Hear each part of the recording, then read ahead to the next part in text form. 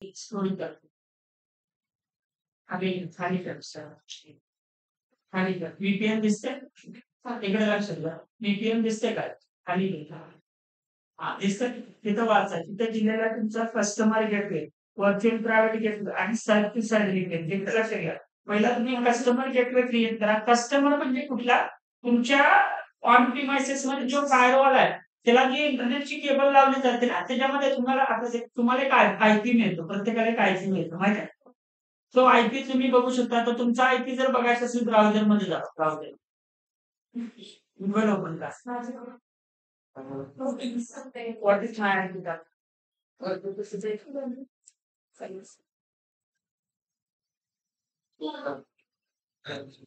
हाँ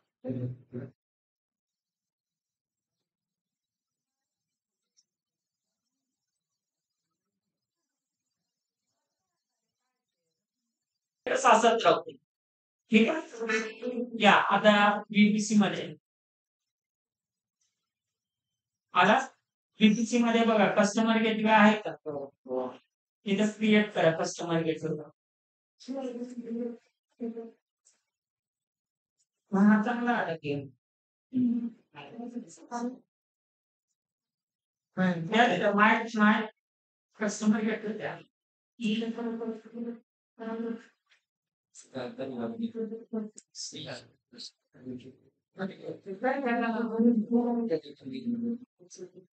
घेतला का खाली एक तुम्हाला प्रोटोकॉल दिसतोय बघा बीजीपी दिसतंय का बीजीपी दिसतंय का आता बीजीपी तुम्ही सीसीएने शिकला असेल तर बघा बँक मध्ये जे प्रोटोकॉल वापरले जातात दोनच प्रोटोकॉल आहे एक आहे ओएसपीएफ आणि दुसरा बीजीपी बीजीपी थ्रू कनेक्शन होतं आता हे काय आपल्याला घेण्यात येणार नाही खाली आयपी ऍड्रेस विचारला तिथं दिलाय का 192.0.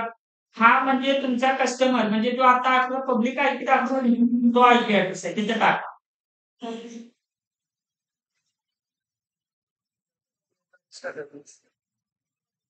हो टाका टाकते कॉपी करून घ्या ना डायरेक्ट नाही प्रॉब्लेम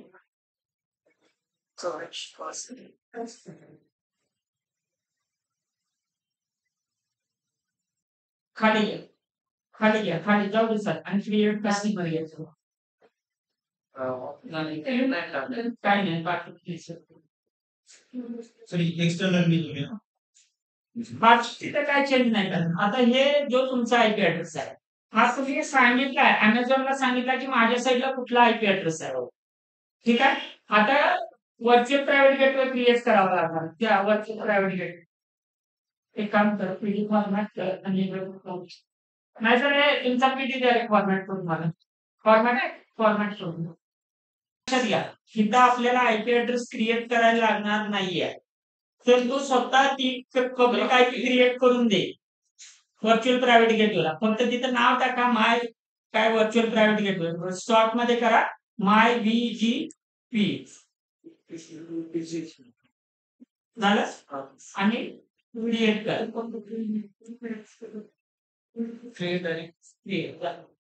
आता तुम्हाला तिथं पेंडिंग म्हणून दाखवत आहे ते टॅक्स म्हणून दाखवते आता हे दोन्ही तुम्ही सांगितलं एक तुम्ही सांगितलं की तुमच्या साईडला कुठला आयपी ऍड्रेस आहे आणि दुसऱ्या साईडला तुम्ही कुणाचा आयपी आता हे पेंडिंग कधी दाखवलंय का हे कनेक्ट कधी होणार साईट टू साईट कनेक्शन आहे बघा त्याच्या खाली ऑप्शन तिथे या आलं का हा आता तिथे जावा तर क्रिएट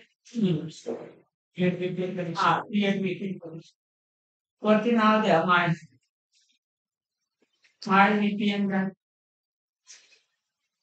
झालं सुरुवातच्या डेट मध्ये टॉपिक काय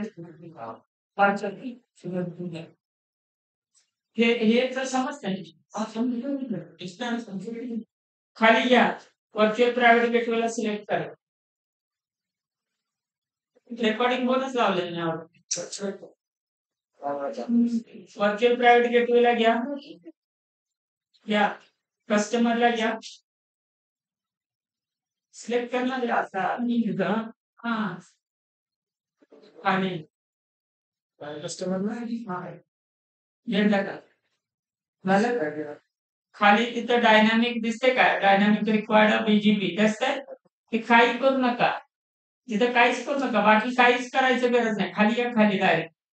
खाली, खाली आणि क्रिएट करा.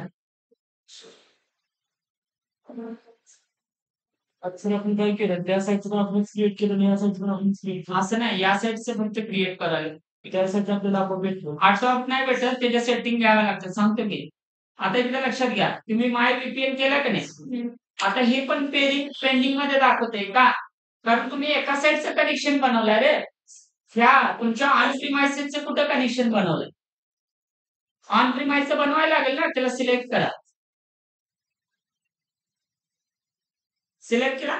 तिथं डाउनलोड कॉन्फिगरेशन म्हणून एक ऑप्शन आहे बघा. तिथे या.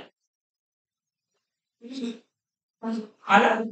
आता इकडे लक्षात घ्या. काय सांगतो? इकडे बघा. तुम्ही इथलं कनेक्शन दिला. इथं आहात. इथं तुम्ही सांगितलं की माझ्या या साईडला कुठला आयपी ऍड्रेस आहे. तो माय आयपी म्हणून दिला. बरोबर आहे? इथं व्हर्च्युअल गेटवे क्रिएट केलं ना, व्हर्च्युअल प्रायव्हेट गेटवे. इकडचं कनेक्शन सांगितलं की हे आणि हे कनेक्ट करायचं आहे.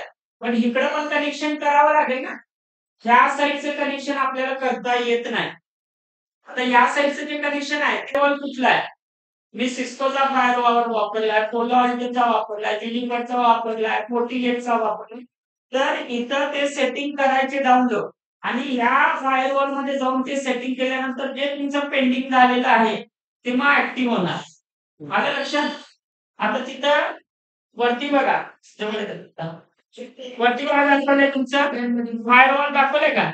आता फायरवॉल आपल्या इंडियात कुठला जास्त वापरतात? पोलो अल्टो आहे किंवा फोर्टीगेट आहे. सोपोस पण आहे. तिथे क्लिक कर वेंडरला. पहिल्या तिथे दिसतंय बघा फायरवॉलचे सगळ्या कंपनी आहेत का? मग त्यामध्ये कुठली घ्या तुम्हाला सिस्को घेऊ नका. फोर्टीगेट घ्या. फोर्टीगेट F5 घेतला घेतला खाली. त्यानंतर खाली फोर्टीगेटचं कुठलं वर्जन आहे क्लिक करा. हा आता हे सांगतो ऐका.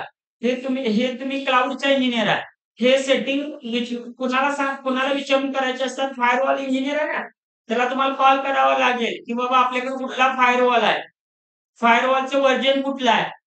जर त्यांना सांगितलं सिस्कोचं आहे तर तुम्हाला इथनं सिस्कोच्या सेटिंग डाउनलोड करावे लागतील. त्या सेटिंग कुणाला द्यावं लागतील? Firewall engineer. तर तू करू शकतो. आता फोर्टीगेटचा सगळ्यात लेटेस्ट वर्जन कुठला आहे माहिती का? ते खाली आहे बघा 6.44. झालं का? खाली स्क्रोल करा. ते राहू दे तेच.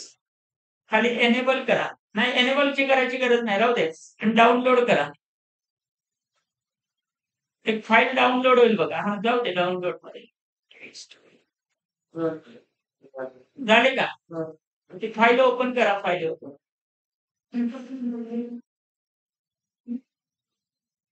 आता हे जे सगळ्या सेटिंग आहेत ही फाईल तुम्ही कुणाला देणार? फायरवॉल इंजिनियरला देणार. फायरवॉल इंजिनियर फायरवॉल मध्ये जाऊन ह्या सगळ्या सेटिंग करणार. मग सेटिंग झाल्यानंतर ते कनेक्शन जे आहे ते पेंडिंग दाखवते नाही ते ऍक्टिव्हेट. समजलं? समजलं? मग तुमचं ते जे समोर दिसतं ना हे फायरवॉलचं आता तुमचं काम आहे का? फायरवॉलचा इंजिनियर असणार ना कंपनीत, त्याला विचारावं लागणार कुठला फायरवॉल आहे आणि मग तुम्ही त्याच्या सेटिंग देणार. तिथं टीम मध्ये काम आले ना तुमचं. आलं लक्षात? मग ते पेंडिंग मध्ये जे दाखवते ते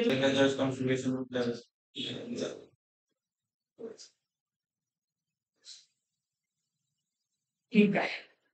आता काय छोटा टॉपिक आहे ते एवढा घेऊ. आता पुढचा टॉपिक मोठा आहे तो काय आज मी घेणार नाही. एक तर असेल तुमचा हा काय ऑटो लोड बॅलन्सिंग असेल किंवा एनएलपी असेल किंवा ऑटो स्केलिंग असेल, दोन्ही पण मोठे आहेत ते काय घेणार नाही आज. ठीक आहे. स्नोबॉल टॉपिक ओपन करा. माझ्या सगळ्यात आवडता टॉपिक आहे स्नोबॉल.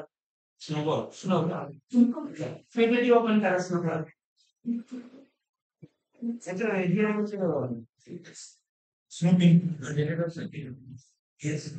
पहिलं डिलीट कर पहिलं डिलीट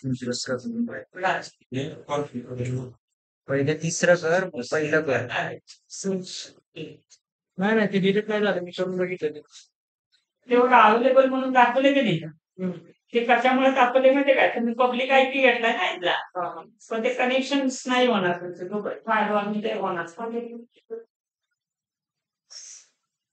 माझं सगळ्यात आवडतं टॉपिक म्हणजे या एडब्ल्यूएस मधला स्नोबॉल त्याच्यासारखं कुठलाच हो सर असं. ते